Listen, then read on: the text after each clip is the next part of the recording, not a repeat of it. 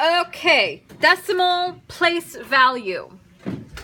So when we're talking about place value, first, one thing that I like to do is I set myself up and remind myself of my place value.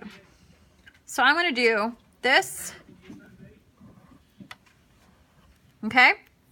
I've got my decimal in the middle there. So if this, in front of the decimal, this is where the whole numbers are, correct?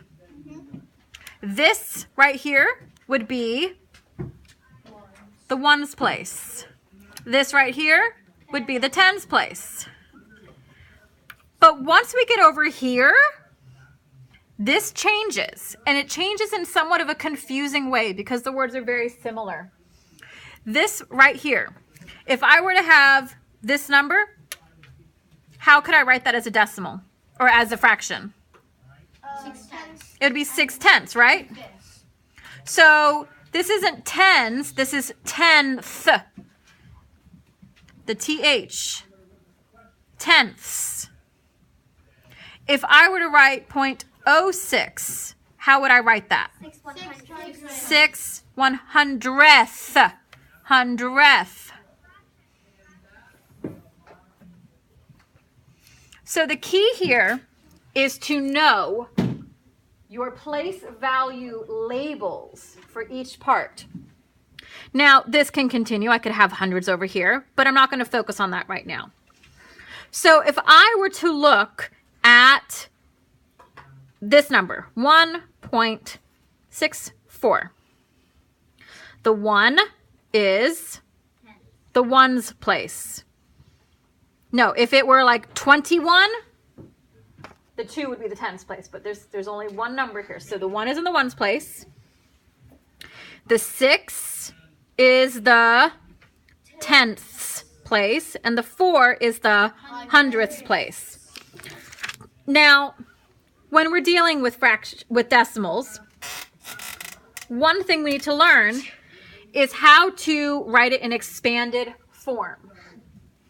An expanded form literally is this. So 1.64 turns into 1 plus 0.6 plus 0.04.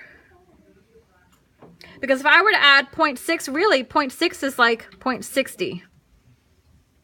And 60 plus 4 is 64. Okay? If I were to write this out in words, I would write 1 and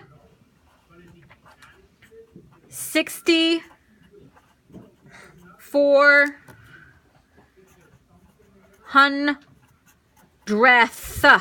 hundredths. Okay?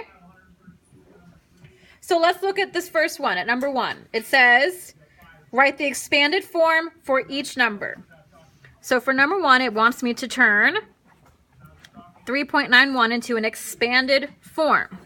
So that would become 3 plus 0.9 plus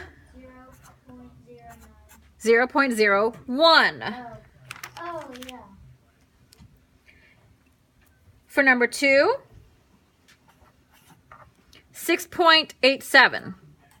Okay, that would turn into 6 plus 0.8 plus 0.07. I just have to look at each individual place. Okay, for 3 and 4, we're going to write the number in expanded, or we're going to write it in expanded form, and then we're going to write it in the word form. I know it says to draw a grid, but I really don't want to do that. So for number 3, it says 1.06. That would be 1 plus 0.06. Written out, it would be 1 and 6/100. hundredths. For number 4, it says 2.36. Okay?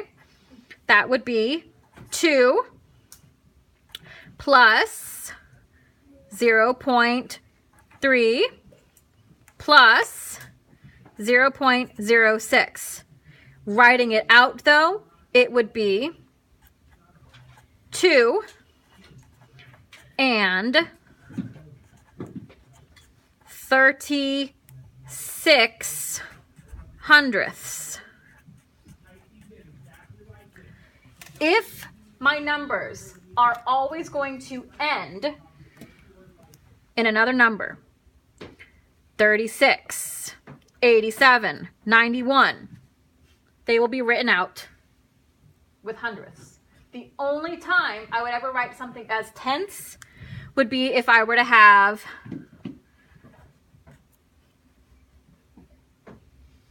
or even if it were to look like that, then that would be 1 and 9/10. That would be the only time you'd ever write it. Because would I say 2 and 30/10 and 6 hundredths? No. That's reading it maybe as an expanded form, but as this, I'm reading it like this. Later on, when you're working on it, you might come across something that looks more like this. Let's say 22.36. If I were to write that in an expanded form, how would I do it? Yes? 20 plus 2 Yep. plus 0.3 plus 0.06. So each number has a place value. If I'm writing something in expanded form, that means I'm piecing it apart. I'm taking it apart place value by place value. So 22 is basically 20 plus 2 plus 0.3 plus 0.06. Okay? All right. So now it's asking exercise 1, which was here, what digit is in the tenths place? Okay, so in the tenths place, what number is the tenths place? Tenths.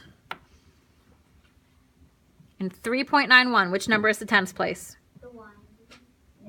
The 9 is my tenths place, which is the hundredths place. 1. The 1.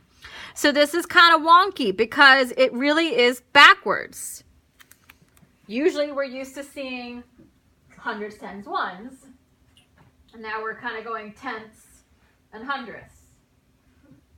So it's a little confusing. You're going to feel a little thrown off by it. Okay?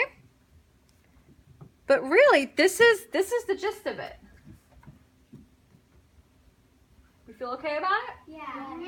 Good.